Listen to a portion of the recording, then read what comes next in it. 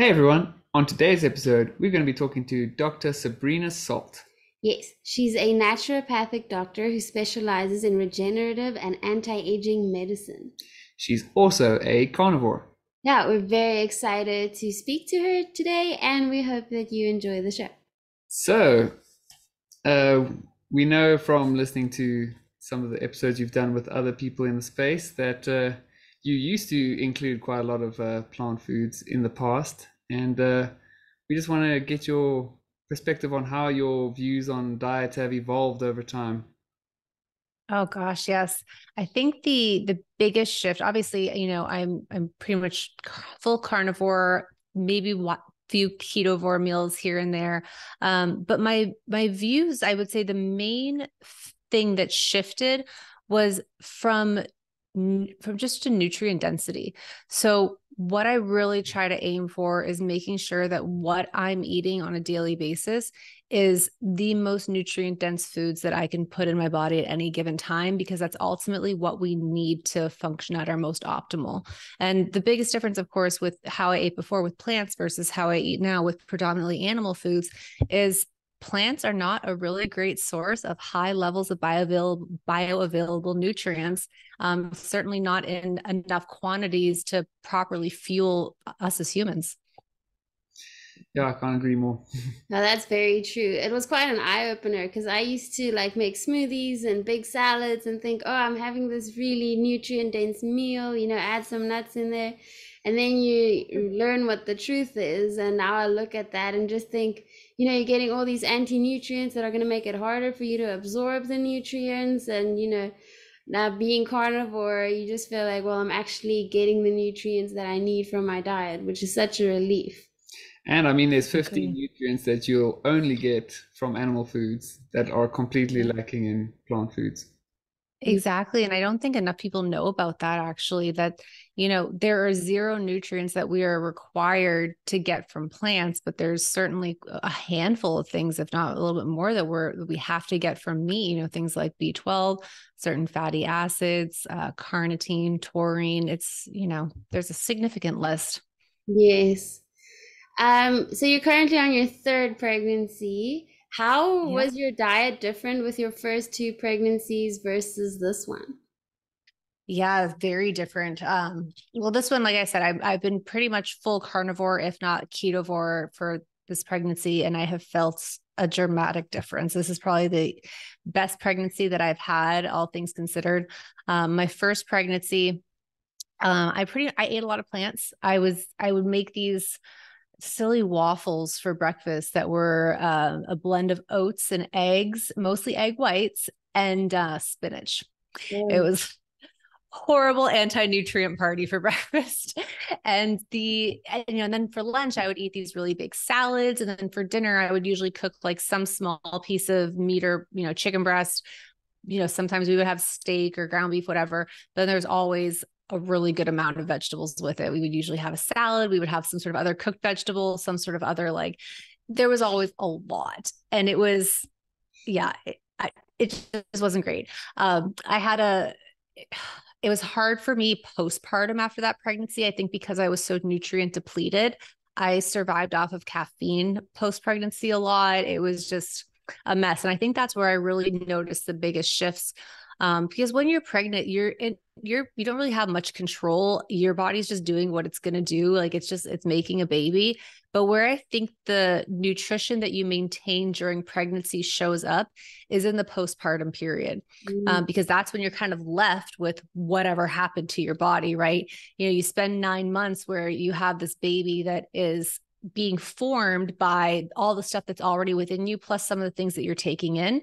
And if you're not in a highly nutrient dense state as it is, you're going to end up extremely depleted as you come out the other side of it.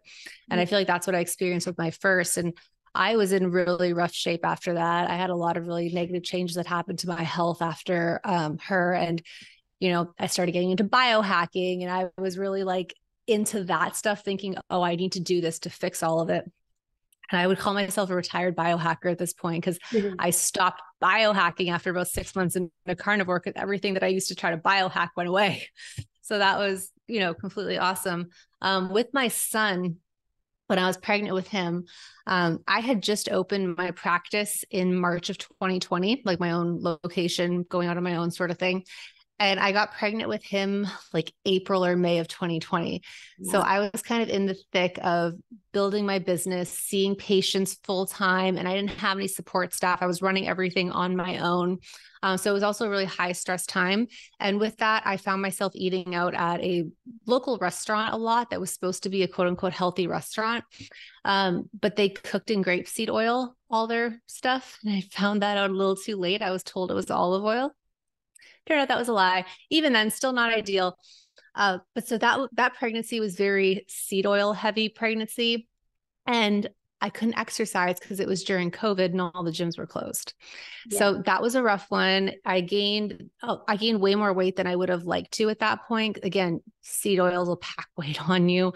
And then of course, the lack of any physical activity, stress with running a practice. And it made it really hard again, postpartum, harder to lose that baby weight. This pregnancy has been kind of a breeze compared to those. Oh, can imagine. How soon after your last pregnancy did you go carnivore? He was about a year. Yeah, about a year. So, Yep, so I nursed him during that time.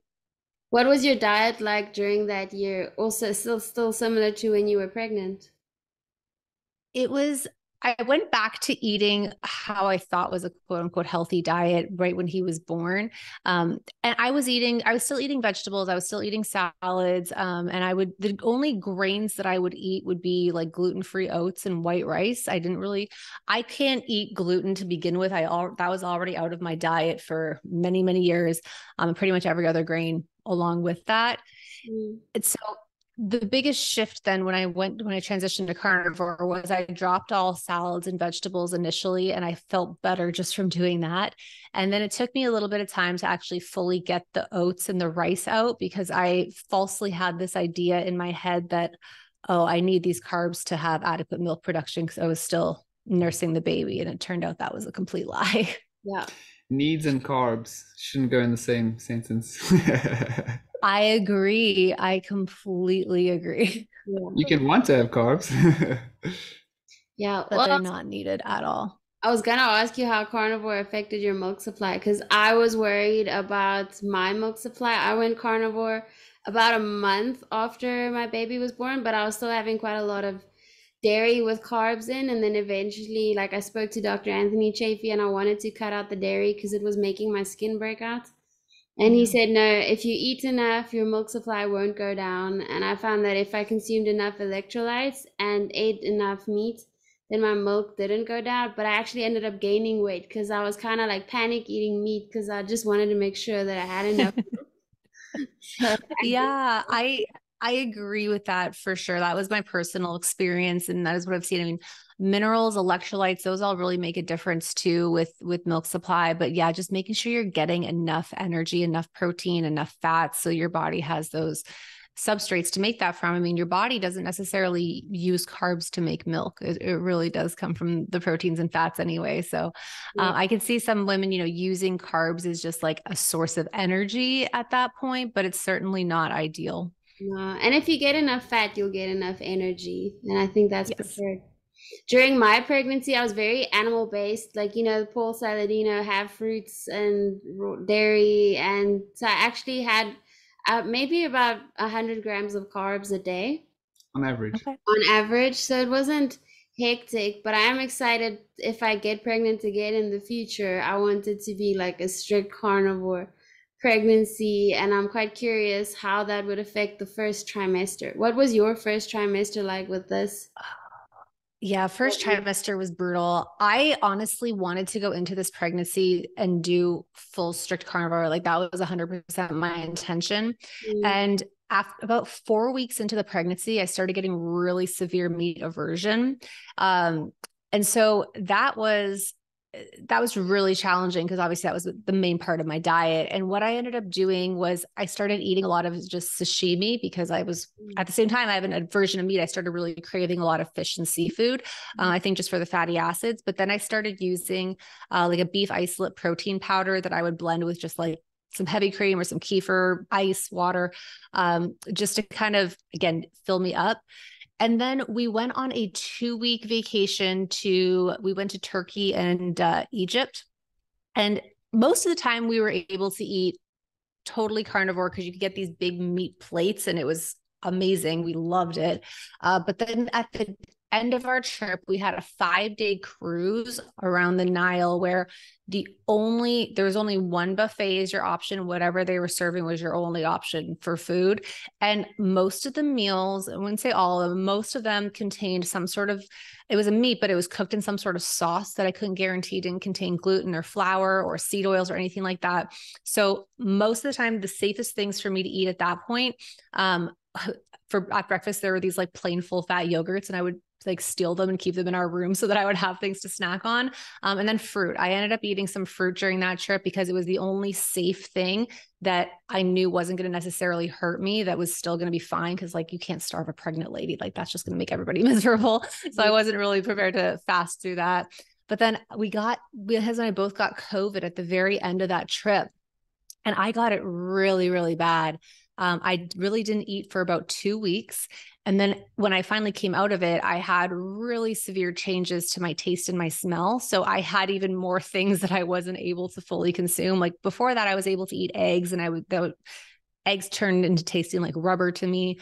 A lot of, even bacon smelled really terrible. Like I had a really hard time with a lot of stuff. What I was able to start eating at that point, obviously the shakes were still fine for me. But ground beef, I was able to do if it had something else in it for another type of texture. So I would like chop up a little bit of avocado or chop up a little bit of, pickles, just like random little bits of condiments to just, spice things up a little bit so that I could get it down and actually just be able to eat the majority of that. So that's kind of how things shifted for me in first trimester. So I would say even at that point, it was like 90% carnivore because those other little things didn't take up more than a meal here and there or a small portion of it. Yeah. And I really made sure to select for things that I knew didn't bother me. Because that's also the other point, right? Is that we do this for optimal health. So I'm certainly not going to, mess with things that I know are going to mess with me. Yeah. Second trimester has been a lot easier. I have been a lot more flexible with the things that I've been able to consume. I'm back to eating eggs, bacon. I can eat pretty much, cheese, dairy I'm good with. I still can't do a ribeye. I still can't do steak, which is like crazy to me, but ground beef I can do. I've been trying to do about a pound of that a day, and it's been working really well. Oh, that's nice. Yeah, my first trimester, I could only eat red meat if it had something like cut up pickles with it, or yeah. I had this phase where I could only eat it if I put like, some sort of tomato thing with it. So I made like a bolognese sauce because the acidity of the tomato made it easier to eat. But I think I went for 2 weeks, I only ate fish. And then I went through a phase where I only ate chicken, like the white meat was easier to eat. Oh, yeah. I forgot. I went through a chicken wing phase too for a few weeks where like it was like just like the fatty chicken wings. I didn't want chicken breasts, like the wings. I almost forgot about that. But yeah, similar. Like I think it's just the weird changes, and that's the crazy thing about pregnancy. We don't have any control over it. And it was quite a shock when I finally did experience the meat aversions, and I didn't have a lot of nausea, but I had food aversions. Like I just really didn't want to eat it. But then as soon as the second trimester hit, all I wanted was fatty red meat. I wanted like ribs, steak, and he was happy to cook it all for me, which was quite nice. But that's awesome experience. But I didn't do dairy in the first trimester. I added it in later, because I thought, no, I want to be dairy free, but eventually I gave in. But I think next pregnancy, I'll do like more yogurts and things like that in the first trimester. I think that'll be much easier. I won't make the same mistake again. Try to stay away from dairy too. I know. And it's crazy. Like I try not to give myself a lot of rules right now, besides just to eat things that are nutrient dense that I know that I can tolerate, because everything shifts so rapidly with pregnancy. And even day to day, I'm like, oh yeah, that worked for me yesterday, but like not today. Like it just shifts, like, and it's weird and it's crazy times, but we do the best that we can. And there will always be after pregnancy to get back to, the most ideal stuff. But at this point, it's like not about us. It's about whatever your body's doing to grow that baby. And yeah, for the baby, even after pregnancy, because I ended up cutting out all fruit because it was giving my baby cramps. So she was Yeah. getting stomach cramps, and then I cut out the fruit and it went away. Like we haven't struggled with cramps since she was about 2 weeks old when I cut it out. And that was That's quite great. amazing to see. So I went carnivore for her sake, and it made the biggest difference. Yeah, Yeah. and if you did introduce the fruit again, then the cramps would come back. So over like a 2 week period, we could sort of say like, okay, let's take it out. Okay, let's put it back. Okay, let's take it out. Let's Yeah. put it back, and then it Yeah. just 100% correlated. And with That's nothing's more motivating, because why would you eat something that's going to cause your baby pain? I agree. And like, I feel like that should just apply to us too. Like, why would we eat something that would cause us pain? But we do. Humans do it all the time. That's why I know why we're, I think why all of us kind of find our way to carnivore is that we had some sort of health concern that we were looking to heal that we weren't able to do any other way. At least for me, it was multiple things. And it's been the singular thing that has moved the needle for me far more deeply than anything else I've ever tried. Yes. Agreed. I mean, like the first thing I ever did, like health consciously, was to go low sugar, and I did Mhm. notice an improvement. And then I started going low trans fat, started going like no seed oil, started going. And the only thing that really made a huge difference was that first month that I just said, okay, just meat, salt, and water. That was Yeah. the biggest change. Yeah. Yeah, that was the same thing with my husband. When he dove in, I think he's probably similar to you. He was like, I'm going all in. I'm going the most extreme. Like, I'm going to do this. So he went meat, salt, water right away. I couldn't. I was like, I need a more slow transition. I need to just go at my own pace, like do Yeah. what I need to do. And it's, obviously we ended up at pretty much the same space. And it worked out really well for both of us. Yeah. Yeah. He also introduced me to the carnivore diet. I think your husband also introduced you to it. He did. I was very skeptical at best, but I saw his real life results happening before my eyes Yeah. and with nothing bad happening. All the things that I thought that were going to happen with like, you're never going to be able to poop again. Like you absolutely need fiber, all those like silly things that we believed before. They never happened. He only saw improvement. And I say that with a slight caveat because there were other things that kind of came up. We've been, tracking his blood work and stuff like that. And we actually do have a YouTube video where I break down some of his interesting blood changes. But again, for the most part, the changes were so positive that I was like, you know what? I think I need to just try this for myself. Why not?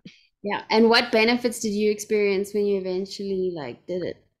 Yeah. So my main health concerns going into it were just chronic years, I would say even decades long IBS, so irritable bowel syndrome. I had pretty bad anxiety, some severe chronic pain in my upper back and my neck, and then some skin issues. I would get periodic breakouts like along my chin, even like sometimes on my back or my butt. It was embarrassing. All of those went away. If I get a breakout, it's because something that I had a sneaky seed oil or gluten in it. And it's usually if I'm like out somewhere and like trying to make a good choice, but there's some cross contamination or something like that. But like best bowel, movements that I've had my whole life after being carnivore. And, this was, after years of being a naturopathic doctor where I had access to all the gut healing programs you could imagine, all the supplements that you could imagine. Like I said, I took biohacking very seriously for probably a solid 3 or 4 years, and nothing really moved the needle for me. I still had all these issues. But yeah, once I went carnivore, pretty much all of those things resolved. It was amazing. That is amazing. I had similar benefits. I also had IBS problems for very long, ever since I was a child, and I just assumed that it was normal to have the stomach pain and these problems. That went away completely, and bloating. But my favorite benefit is that my skin cleared up for the first time in 19 years. Because I have PCOS, and I thought, oh, Wow. the symptom is just part of life, and I'll never have clear skin. And I wanted clear skin more than anything in the world. And then when I went strict carnivore, and I can't have dairy, otherwise my skin will break out, it cleared up for the first time. And I tried everything before that. I even went on Accutane twice, and it didn't work. but carnivore helped. So Oh my gosh. that was the biggest thing. That's amazing. Yeah. And then Yeah. I tried the carnivore diet for the first time because with the PCOS, I have weird periods and stuff. But I went for a year and a half bleeding. Like I didn't stop bleeding for a year and a half. So I pretty much had a super long period. And then he suggested that I try the carnivore diet to see if it would actually finally stop my period. And so we started the day after our wedding, and it actually, by the end of the month, it stopped. So that was pretty amazing. Oh, that's awesome. That's such a, I mean, wow. You were probably pretty anemic after bleeding for a year Yeah. steadily. Yeah. That's I was very pale. uh People kept telling me, "Oh, you look so sick," and I told them because I keep bleeding. I'm losing blood every day. So that was very interesting. wow. Well, I'm glad that improved for you. That's really, really significant. And would you say your cycles have turned pretty regular now? Yeah, they got to the point where I could track exactly like to the day when I was gonna get my period, when I was gonna ovulate. Like we had no troubles conceiving when we tried for our baby. So we have a 9 month old now. She's the cutest thing. So Yes. everything turned out very well, and I definitely credit the carnivore diet for helping with that. That's amazing. It's so cool. Yes. Speaking of kids, I think it's super interesting when you talk about how you feeding your kids, because a lot of people in our circles are worried about what we're gonna feed our baby, and they're just so convinced that she's gonna be ill because we're carnivore, and yeah. So I just wanted to ask how you guys are feeding your kids, how their diets have changed. They've As definitely changed over time. Yeah, it's so crazy. Like just to the comment about like people thinking that the kid's going to be unhealthy, like nobody would question that if you were feeding them like traditional formula, which one of the first ingredients is like seed oil and sugar, Yep. or if you were feeding it packaged foods, like nobody's questioning that, but yet you feed them nutrient dense animal foods and people are just going to lose their minds. It drives me completely nuts. Yeah. But our daughter, she was well, she's 5.5 now. So a year and a half ago, she'd be about 4. And that's kind of when we started. We started about January of 2022.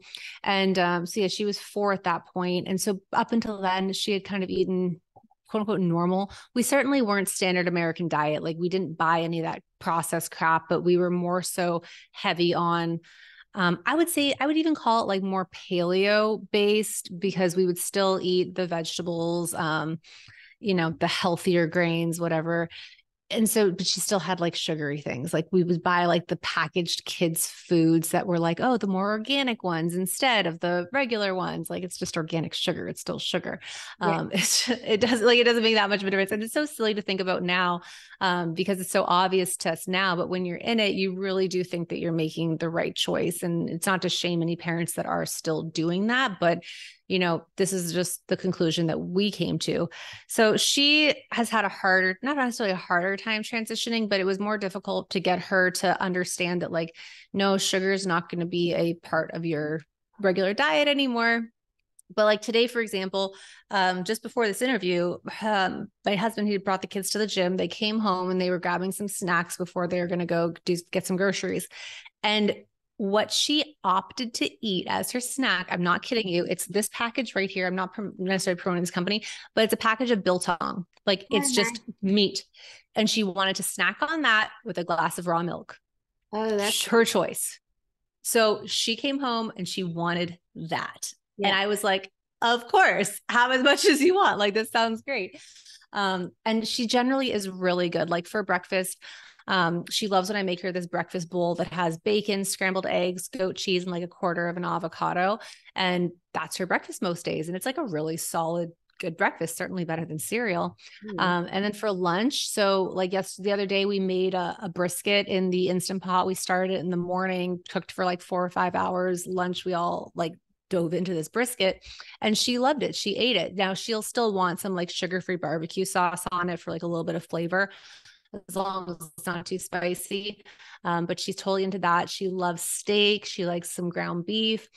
Sometimes she'll want us to make ground beef mixed with rice, just for texture, I think. But not, it's like, I'm going to pick my battles sometimes. And that's not like the worst thing in the world if that's what she wants, like once or twice a month. Yeah. She likes, what else does she like? She loves yogurt. She likes cheese. So she's really like, she loves all these things, but they'll still eat fruit, and I'll still give them fruit. We still keep fruit in the house for them. We'll still offer it as like a snack if they're hungry, because they're pretty active kids. Like they usually do at least 2 to 3 actual active activities each day, whether it's riding their scooters, riding their bikes, going swimming. And so sometimes after those activities, they just want a quick snack, and it's easy to just like offer a little orange or a banana or something like that and replenish those energy stores. My son is interesting. So he's 2.5 at this point. And he was about 1 when we switched to carnivore. So he was still nursing, but we were getting him obviously onto solid foods and stuff like that. This kid, so I think I've heard Dr. Anthony Chaffee talk about this, like when you raise carnivore kids, like the different changes that they have as far as their teeth, their head size. And it proved true with this kid. His head is massive. He's got this like amazingly big head, and it's so cute. I love it. But then he has also got these perfect teeth. Like I have never seen teeth this perfect in a child in my life. And he prefers meat. Like if you actually, I've seen him take like, select the meat over a piece of fruit. I've seen him spit out a piece of fruit to eat a piece of meat. Even like his breakfast right now, all he wants is a bowl of plain ground beef with like a little bit of ketchup on it. That's his choice. Like I offer various things for breakfast. He's 2.5. He's like, I want ground beef. Like, and he says it with this cute little voice that I think only I can understand what he's actually saying. But it's like, it's amazing to see that given the opportunity, our kids do select for the most nutritious, nutrient dense food. And again, not to say that they wouldn't eat the other stuff if it's there, and they have, but we just try to really educate them on like, okay, how did that make you feel afterwards? Do you feel like you have a tummy ache? Do you feel low energy? Do you feel like, you know, like you're tired or whatever it is? And they I think are learning to make those associations really well. Yeah. That's very cool and interesting. Yeah, we want to take a similar approach, like still allow fruit. I think it also make it easier socially for the kids later on. If you know, if they go and visit a friend's house, if they can have fruit there and stuff as well. I think that helps. With our baby, we don't want to introduce any sweet tastes yet because we're hoping she won't develop a big sweet tooth. But her first food was steak. Like he was eating a steak, and she started staring at his food, and he just offered her like the bone, and she just started like chewing on this. And she loves ground beef. She has it probably twice a day, and she eat a lot of it. She eats plain yogurt. Like she'll eat a whole little tub of plain yogurt. That's amazing. Yeah, and we do stuff like, well, we cook a lot of short rib and stuff in the slow cooker, and literally she'll eat the chunks of fat from it. Like she loves that. So it's cool. She's had avocado, she's had like butternut squash, but she'll take 2 bites and then she's not interested. She wants the meat, you know, and you cannot take it away from her. If you take her steak bone away from her or a piece of steak, she'll have a meltdown. She's like, she really wants it. And she started teething now. She's getting her second tooth. So I'm curious to see how her teeth will come out. I'm sure they're going to be perfect. Yeah, that was our experience. Like our kid, he just came out and he was the same way. He would like gnaw on like rib bones when he was really little, like, well, not really little, but old enough to actually have it. And it's just, it's great. Like, it's great to see that. And it's great to, you know, we know that kids instinctively don't like vegetables. And the fact that we, like, some families continue to force it and push it when we clearly have these responses in children that are like, yes, they're going after the thing that they know is good for them very, very willingly. I mean, I think that should speak volumes ultimately. Yeah, trust their instinct. Unfortunately, people don't place enough stock in the inborn instincts that our infants are born with. Yeah, they're far more intelligent, I think, than we give them credit for, with just, again, the instincts that they're born with. I mean, a lot of people don't even know this, but have you ever heard of the term? It's called the breast crawl. When a baby is first born, if you just place it on its mother's belly, it will actually crawl up to find the nipple on its own to start nursing. Oh, wow. It's like literally minutes old, and it's phenomenal. If you've ever, like, if you dive into YouTube and look up breast crawl, you'll be able to see videos of this actually happening in real life. But it's just incredible. Like that's its first instinct this baby has, to be on its mom, to find its food source. Yeah. We know, like, humans should know how to eat, and we are born with that. But what happens is, I think our bodies get hijacked with all these chemicals that are in our food that drive us in certain directions to go for the more hyper palatable things, that we become so disconnected from these instincts. But ultimately, I mean, it's almost like a dumbing down of humans that we need to be told how to eat. Yes, that's very true. Yeah, that breast crawl sounds Mhm. super interesting. Well, that just makes me think our baby was born 6 weeks early and she Oh, couldn't wow. suck. So she had to get tube fed at first. And then it Oh, was about 2.5 weeks. Then she started drinking from a bottle, but she just wouldn't latch onto me and drink properly. And so I was very sad. I cried for a whole day because I thought, oh, she's not going to want to breastfeed. I'm going to have to express and just give her a bottle. And then, but they were willing to let her go home because she started drinking from a bottle. So we were happy about that. And then the second day that she was home, I was holding her. And then she started to ask for milk from me. So even though she'd had bottle until that point, she still knew yep. where the milk really came from. And it was just one of the happiest moments of my life. And ever since then, she's been exclusively breastfeeding. Like she will not drink milk from a bottle. You can try, she refuses. And I think that's quite cool. It's really cool. And it just, again, it speaks to just the power of like the instincts that we're born with. And, you Yes. know, I really honoring that is beautiful. I love that you actually were open to like allowing her to lead in that way, and, you know, get that breastfeeding relationship back. I think it's so cool. Yeah, no, breastfeeding is one of the best experiences that I've ever had in my life. I know you've breastfed each child for quite a significant amount of time. I'm hoping Yeah. for at 2 years least, each. that's amazing. I'm hoping for at least 18 months. That's the big goal. Past that would be Yeah. amazing, but minimum 18 months. Yeah, I love that. I mean, 2 years for me, it was kind of like when I hit my limit, because I was like, all right, I kind of want my body back, because at that point, it's almost 3 years that your body hasn't necessarily been your own. And it's, you know, it's wonderful to do that, but that was my personal breaking point. Some women go much further. I'm like, 2 years, I'm good. And we knew that we wanted more children, and I don't cycle when I'm nursing. And so I can't get pregnant when I'm nursing. So in order for us to continue to grow the family, we, you know, had to make those choices, and 2 years was a good time. Yes. But you didn't Mhm. get your period back before you got pregnant, right? No, no. So this was this was so interesting. Um, I stopped nursing my youngest in about November. So he was just a month shy of exactly 2 years, because he has a December birthday, but we didn't know how long the weaning process was going to take or what was going to happen. But our plan was not necessarily to get pregnant right away. Our plan was to wait probably 3 to 6 months, but enough time for, I was like, okay, I'm going to have some cycles. We'll regulate. I'll see how things are doing. So the plan was to stop nursing, get a cycle, do a natural ovulation tracking pattern, so that we could, you know, be more intentional about that.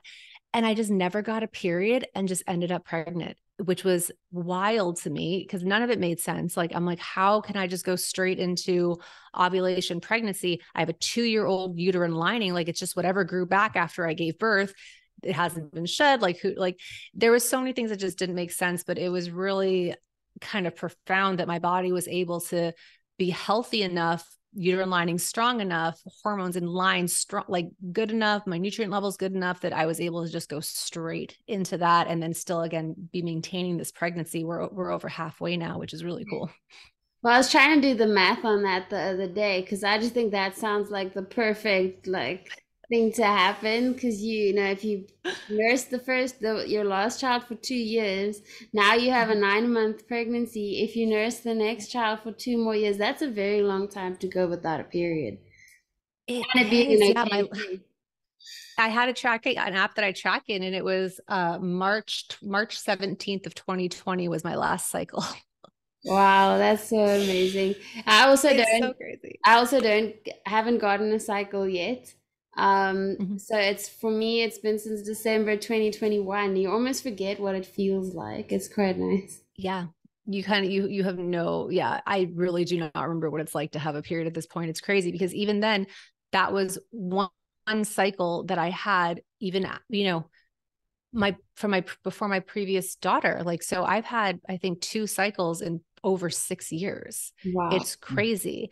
But, you know, people say things online like, oh, if you don't have a menstrual cycle, you're not healthy, you can't get pregnant, and it's clearly not true. Like, I really think that I think there's way more that we need to learn and understand about how certain food choices actually impact a female's menstrual cycle, because what I just went through goes against everything that I was ever taught, or goes against most of the things that I understand.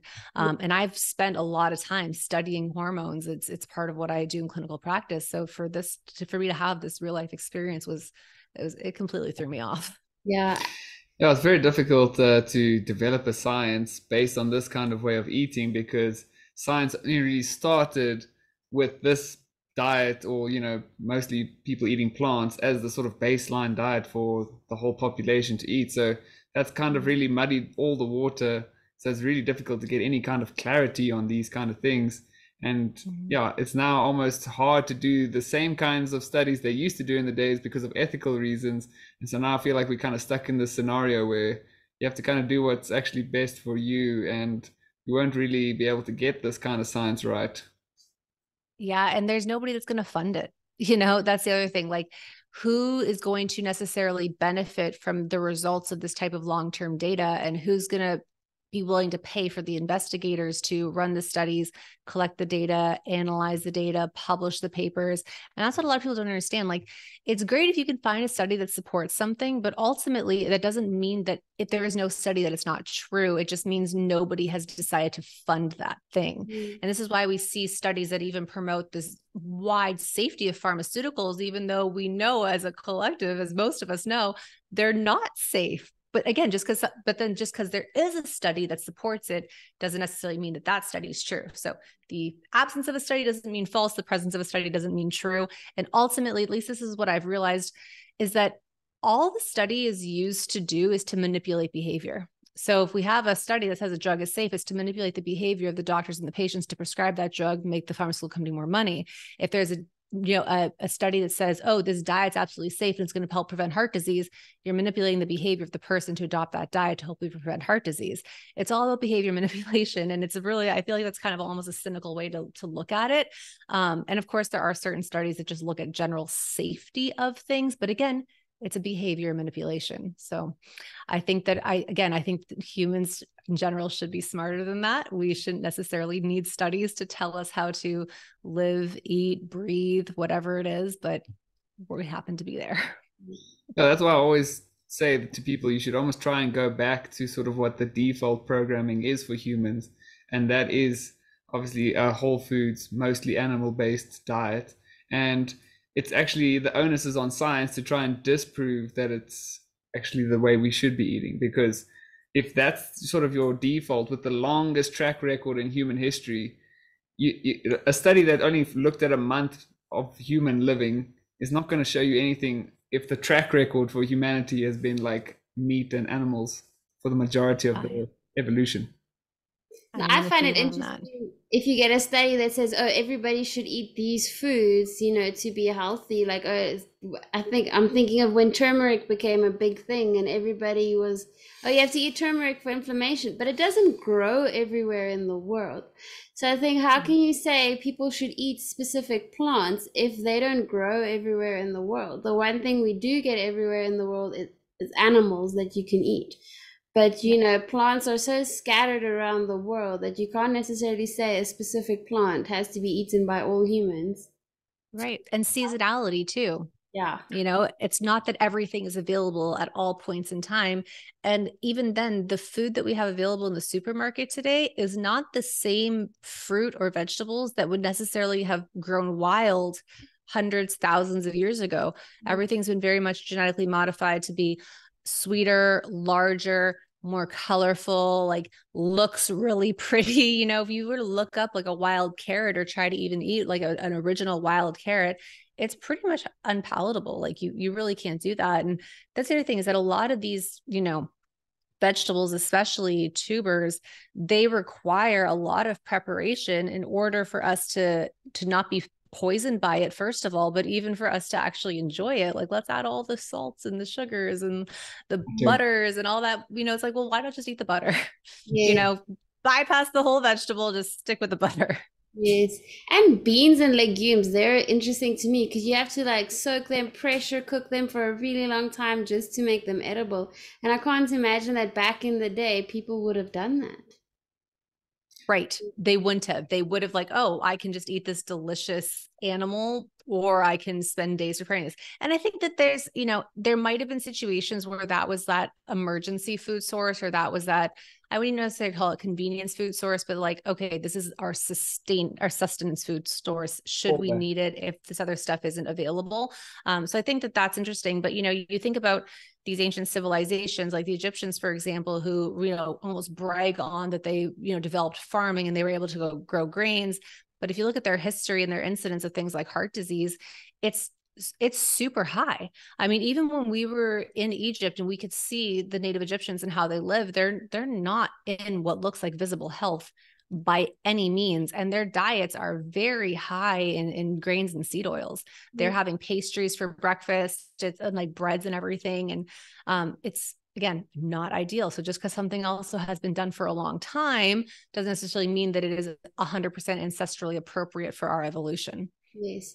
One thing we hear a lot is, why can't you just eat what normal people eat? Like, oh, but I don't want the diseases that normal people get. Yeah, but everyone else eats grains and, vegetables, and it's just normal, why can't you be normal? It's normal for people to eat margarine. I'm just like, eesh. It's normal for people to be obese, to have diabetes, to develop heart disease, to develop cancers, to not be able to even just handle their own bodies as they start to age because their joints start to degenerate. Like, that's normal. Yeah. I don't want normal for me. I want exceptional. I want to be active continuously throughout my entire life, like till my last days. I don't want to deal with disease. I don't want to be on prescription medications. Like, I absolutely want to be weird as heck. Like, I want to be completely not normal. And that's, and that's fine. Like, I have completely adopted that I'm just going to be that weirdo, and it's cool. And people also say it's normal to get bloated. And I think, well, I don't want to be normal then. Yeah, it's become glorified on social media. These women like showing their like bloat babies. Yes. And I'm like, that doesn't have to be a thing. Like, I stopped getting bloated when I stopped eating plants. I stopped getting gas when I stopped eating plants. Like, oh my gosh, it's significant. Like, that is not something that we have to go through. Like, these statistics are like, oh, it's normal to fart like 14 times a day. I'm like, well, I guess I'm weird because mine's basically 0. Yeah. Yeah, it's so nice when all these normal things go away on the carnivore diet. Right. And then, so then maybe we are the weirdos, but it's cool. Like, I'd rather be weird in this way than normal in that way. Yeah. Well, I've been told I'm weird all my life, and I started seeing it as a compliment ever since I was a kid. So I was like, it's fine, I'll take it. I don't want to be normal. Something else that people have also like normalized is also something we wanted to talk to you about, and that's erectile dysfunction. I used to work at a pharmacy when I was in university, and there was this like generic, almost Viagra type of pill, and I saw so many men come in to buy that, and even men in their 20s, and I just remember them looking so embarrassed. And the one guy, he must have been about 29, 30-ish, and he said, he's so ashamed that he has to buy this, but he's certain that it's the foods that we're eating that's caused his problem. And well, he's never had issues with his like. But I've noticed the difference. Yeah, you noticed the difference. He's never had issues, and he's turning 33, and it's almost become such a normal thing for men to start struggling with it from a certain age. And we wanted to know from you how big of a role you think diet plays in it, or what other causes do you think are there? Yeah, so diet's a huge role. So there's 3 reasons why a guy is going to have difficulty getting an erection. The first reason has to do with hormone levels. So simply put, if his testosterone is not above a certain amount, you're not going to be able to get an erection. And that level is about 200 to 300 when that starts to shut off. And like, a normal amount is over 600. Ideal levels are like 900 to 1100. So that's the first thing. Second reason is blood flow issues. So this is again, simple mechanics, right? We have to get blood flow to enter into the penis. The valves have to shut to hold the blood in place, and it has to last for the duration of whatever activity you're engaging in. That's the second reason. The third reason actually has to do with nerve conduction. And this is how your body sends the signals down through your nerves to actually cause the erection to happen in the first place. So to activate the smooth muscles and whatnot. And there's various things that can impact all of those, but those are the three umbrella reasons. Now, diet plays into the first two for sure, and somewhat into the nerve conduction one. And the nerve conduction aspect, it can be impacted. So like foods, okay, maybe, but certain medications for sure. And also certain, and like alcohol can definitely impact that too. So not necessarily foods, but still intake of something else. But the hormones and the blood flow are the big thing. So hormones, of course, guys, if you're eating a high carb diet, it's actually going to affect your hormones and your blood flow. So it's going to tank your testosterone. Absolutely. But doing high protein is actually going to help correct for that, as well as like decent amounts of actually saturated fat. Because all hormones start with cholesterol as their base molecule. So making sure you're actually consuming that in your diet is going to feed those pathways to help increase your testosterone levels. And it can work pretty well. But man, the carbs when it comes to the blood flow aspect is probably the worst thing ever. And we see this because, man, pretty much every guy who's pre-diabetic, diabetic, or has any degree of insulin resistance is going to end up with some degree of erectile dysfunction, because all that excess sugar, it travels through the bloodstream and it kind of acts like a hailstorm, like nicking the insides of those blood vessels, causing damage, making it really difficult for those for the blood to stay in the vessels, because they lose their integrity and they lose the ability for those flaps to kind of hold everything back in place. And this really starts to become evident even if the actual erectile difficulties don't start right away. We'll start to see positional changes. So for example, if the woman or other partner is on top and the guy's on the bottom, and the gravity is simply going to allow the blood to flow back into the body versus being held in place in the erection. That's usually one of like the first things that happens. And then of course we start to see the difficulty with actually getting it and then maintaining it in any other position.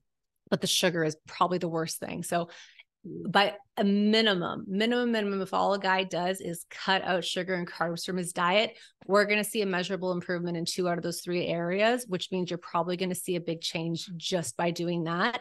And you don't have to go for the little blue pills. You won't have to mess around with the pumps. Like, you don't have to go down this route of these more serious things if you just simply correct for that. Now, sometimes people can actually get really, really severe damage. And once the damage has been done, we sometimes have to do other therapies, like in certain injection therapies into the penis to actually stimulate those vessels to heal. Because it's one thing if you just kind of stop the assault and it's early enough where your body can take care of healing it, great. But sometimes you have done a significant amount of damage, and we have to bring in sort of bigger guns, so to speak. So there's a shockwave therapy that you can do, and that's good if it's still relatively mild as far as ED. We can also do what we call P-shot injections. So using something like PRP, which stands for platelet-rich plasma, or even stem cell therapy to help the body with healing and regenerating the actual vessels that are in the penis. Oh, that's interesting. I was gonna ask, what injections do you do? But stem cell therapy sounds super interesting. Yeah, it is. And, it works really well because what you're basically doing is you're putting in these cells that their whole job is to start to heal and repair an area right where the damage is. So we usually do see the erections coming back stronger, and some guys even actually report an increase in length and girth. So that's kind of cool too, because sometimes erectile dysfunction, because of the damage that happens to the tissue, guys can lose size as a result of that. I've never thought of that, but that makes so much sense. Yeah. And it's such a sad thing because it is tied to men's confidence a lot of time. Like, yeah, we were watching an episode of Everybody Loves Raymond, and they were talking about it where the dad, didn't want to admit to having to take pills to help him, and he lost his sense of taste as a side effect of these pills. And he refused, he didn't want to stop taking them because, it's so tied to his confidence. And he said, I'd rather like not taste my food. And it's so true. Yeah. And it's interesting because I think that there's more guys that suffer with this than we actually even know because they don't want to talk about it. They would kind of rather suffer in silence, try to figure things out on the internet. And the one thing that, you know, good, bad about the internet, you can find a ton of great information, but a lot of time that information is oversaturated with gimmicky stuff. And what a lot of guys might find when they're trying to search for this is like discreet Viagra mailed to your door. Okay, that doesn't get us to the root cause. Or take these stallion pills that are just like these herbs that aren't actually going to do anything because your root cause isn't an herb deficiency, right? Yeah. And so it becomes very much a disservice to these men. And it's just gimmicky. It's not really truly serving them. It's just these companies trying to kind of make a buck off of their suffering, but they want them to continue to suffer because then they'll continue to be customers. Yeah. And this is why I really think that the approach of like, you can heal this yourself. You don't necessarily need these things that are being purported as a help to you, because they're not actually helping you in the long term. And, you know, should you decide that, you know, should you do all the changes, you get everything squared away and there's still like a small amount of damage that's present, yeah, we can do injection therapies or things like shockwave to actually heal that up. Oh, wow. That's very interesting. Yeah, then I thought this movie slash documentary was quite far back in the past, but I don't know if you watched Game Changers. Someone spoke to me about it the other day, and I thought that was like long ago and been long debunked, but they did that whole erection study in there. I don't know if you have any comments on that. I don't know. I never watched that movie because I never really believed in like the vegan vegetarian, like I believed in plants, but I didn't believe in only plants, you know? So I never ended up actually watching that movie. So I'm not sure what they're mentioning with that. I think, yeah, well, in my opinion, the study was kind of confounded by they had them eat a meat-based burrito the one day, Yeah. and then they had this thing that was supposed to measure their erections during the night, and then the next day they had a bean burrito, and then they measured their erections the next night. And I was like, if you'd maybe swapped those two around, you would have got the exact same results, except you would have been proving that the meat-based burrito was good, because obviously if you've got this contraption on your genitals for the very first time, I don't know how many erections you'll have in the night. And then the next night, your body's at least a little bit used to it, and you might have a more natural sort of erection function. Because they were trying to claim that after having the plant-based burrito, the men had better erections. Because they had better circulation with one meal. There's no way. It's correlative at best, and it doesn't actually correct for any other variables like how much sleep they're getting, or like you're saying, like, was it just that this was a brand new device on their penis while they tried to sleep? Like, here's the thing. In order for a guy to get an erection in the first place, he has to be in a parasympathetic state, which is your rest and digest state. I don't have that body part, but I can imagine that if I did, I wouldn't want something strapped to it while I'm trying to rest. Yeah. And be able to then, you know, get an adequate erection. Whereas by the second night, you're right, it probably felt a little more familiar. Maybe they're a little bit more relaxed, but certainly one meal like that, I don't think would make that much of a measurable difference. There's certainly no scientific reason that I can think of and saying that it's like, oh, it's definitely the beans. And we know that the beans could have contained the oxalates, the lectins, the phytic acid. Yeah, that doesn't make much sense to me at all. Yeah. Are you glad you didn't watch it? Yeah, no, I never, again, so it was actually in high school that I really decided that I was completely against veganism and vegetarianism, because we had this like social justice class that I was taking, and we had a project where everybody had to pick like a social justice issue and do like a personal project on it. So I picked cruelty against animals. And I was like, okay, I'm going to prove that I can be healthy and I can eat a balanced diet according to Canada's food guide. I'm from Canada originally, exactly according to Canada's food guide, without having any sort of animal products in it whatsoever. It literally was only a couple of days into that experiment. I was gaining weight. I had more breakouts on my face. I was falling asleep in class. I was like, this is bullshit. Yeah. So it was like, that's all it took was 2 days of me trying to adopt this like plant, vegetarian, vegan diet, completely no meat, no dairy, nothing else, trying to get everything else from just plant sources. And it ruined things. Like I was a mess. So yeah, I haven't been pro only that for a very long time. I did it for a month. It was terrible. Oh, He did it as an experiment, but kind of to prove that it was bad. And he looked so depleted, and everybody felt so sorry for him during this month. It was such a waste of Yeah. time. But It is, yes. And money and every effort and everything. yeah. Yes, I agree.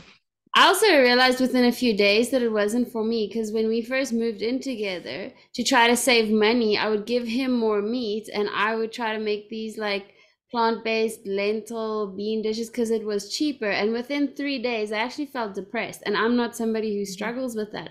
So I knew that, okay, this is not working. I need to add back the meat. And then you cannot convince me that it'll be good.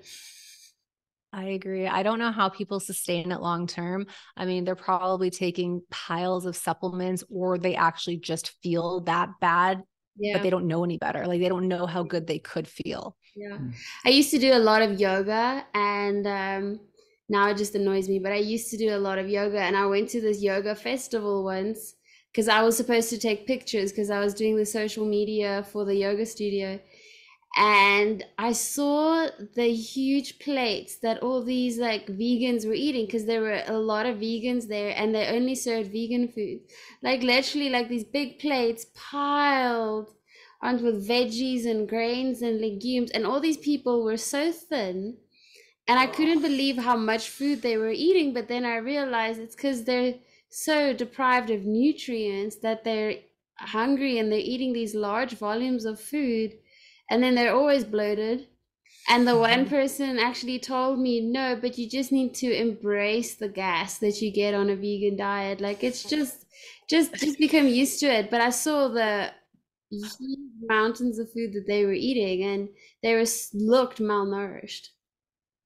Yeah. And that's it. That's like the proof is in the pudding, right? I feel like you cannot fake the certain physical changes that happen either as a result of a bad diet or as a result of a good diet. Yeah. You know, you can see vitality in someone's face. You can see it in the whites of their eyes. You can see it in their skin complexion, how much color they have, the clarity of it. You can see it in muscle tone. You like, there's so many visible things. I mean, just like if you could look at a dog and you see that it looks malnourished, you can see the same thing in a human. There are physical representations of health.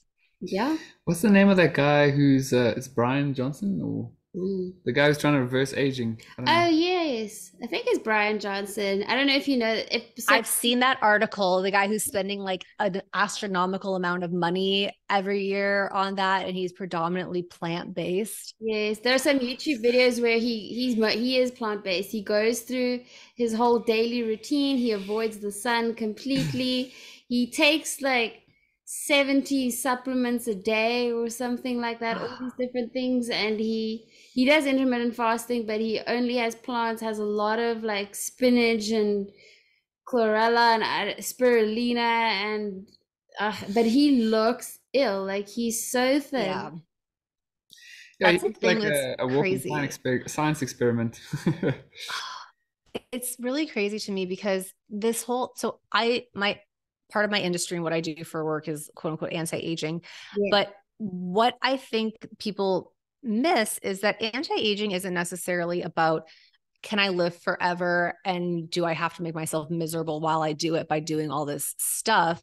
It's, can I stay healthy for as long as I'm living? So can my health span match my lifespan? Yeah. And I think that's ultimately the thing to achieve, but you get that through being active, being in the sun, having delicious nutrient dense foods, having joy in your life. Like this guy sounds like he has none of that. And that to me doesn't sound like a way that I'd want to live. But then there's actually no way to prove that what he's doing is effective if all you're trying to measure is how long he's living, because you would have never known either way. Like he cannot clone himself to do a double blind study on the dietary choices that he's making. So we don't know what his current lifespan potentially could be or could have been.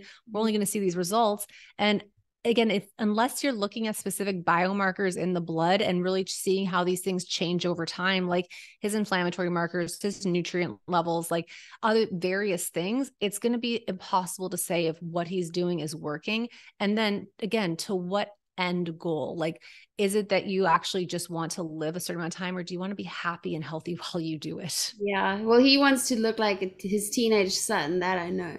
But yeah, they apparently like test his blood all the time and they have all these different markers they're looking at and they've determined that he's reversed his age by 5 years or something like that. And it's weird. How do you determine that? I feel like It's hard to know. yeah, I feel like they've just looked at the length of his telomeres and they've gone like, oh, we've managed to get him longer telomeres. Therefore, And biological that's age has gone backwards. BS. Exactly. That's it's BS testing, especially. So they don't, there's a reason that there's not a lot of like telomere tests anymore, because the science has been debunked around it.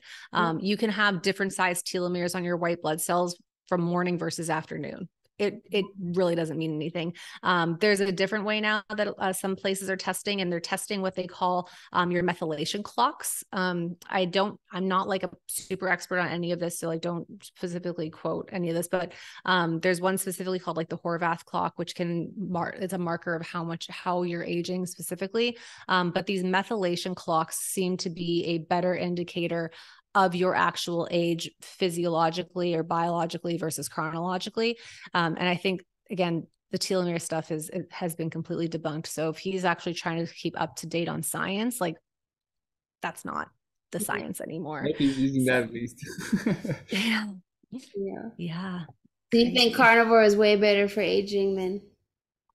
You know, I've actually had it like on my heart to do a YouTube video or some sort of post on how carnivore does positively impact the various ways in people age. It's just one of those things that I haven't sat down to do yet. So it's in there. It's in my like brain and my like desire to get that piece of content out there. But part of me is like, man, it's going to open this up to so many people that are just going to be like, people can just be mean in their comments, like for no reason. And it's always the people that don't put themselves out there, that don't have like really great, content to begin with. Yeah. So that's like my resistance on it. I just don't feel like dealing with the trolls that are going to come out as a result of that, because they're going to have their vegan studies, their vegetarian studies, their blue zone studies.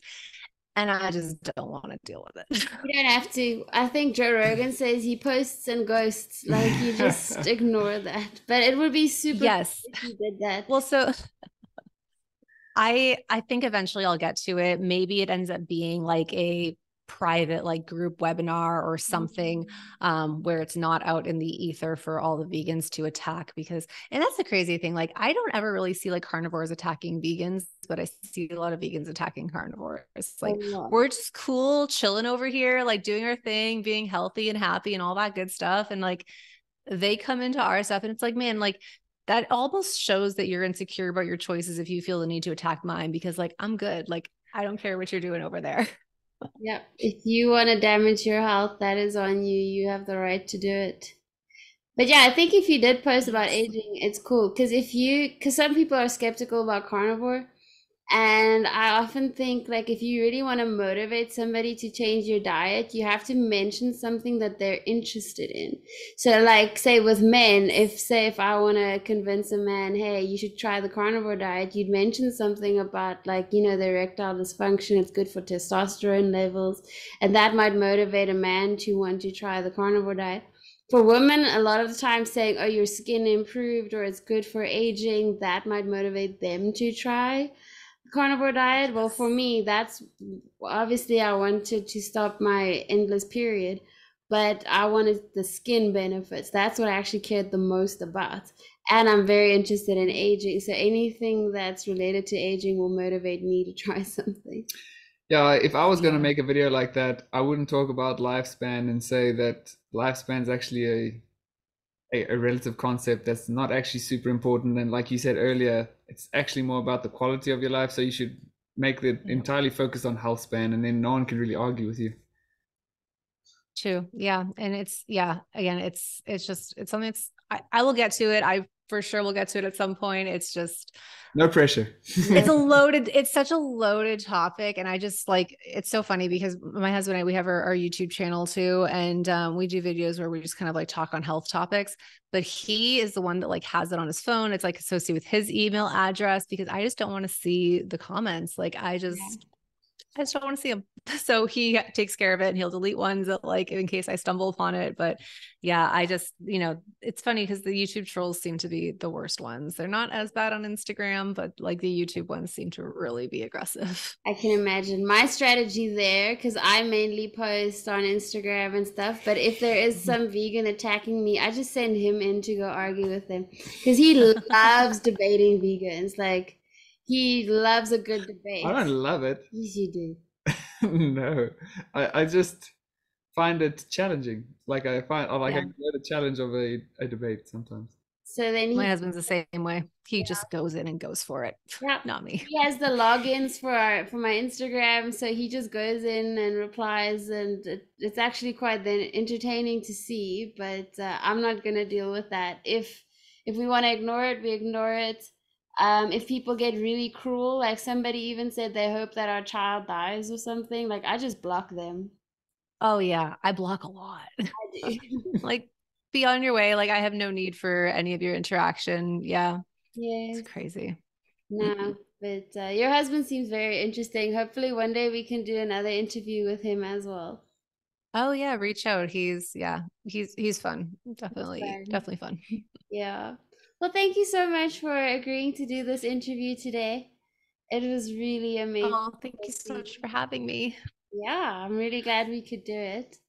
And good luck with the rest of your pregnancy. I know at some point you're gonna get crazy busy when the new baby arrives. Yeah, new baby's coming in September, so we have about 4 months to go. So yeah, it's once we hit, I mean, I'm still trying to coast through the second trimester and just get as much stuff done as possible, and really aim for a really relaxing, easy third trimester. Yeah, I try to schedule stuff and just like schedule like Instagram posts and stuff in advance with my pregnancy, but then the baby arrived early and ruined all those plans. But we were still happy Yes. to have it. Yeah. Awesome. But yeah, we hope It's you have great a speaking great with day. both of you. Thank you again. Yeah, it was nice to meet Yeah. you. Pleasure, you too. Thank you. Bye Thanks. bye. All right. Bye, guys.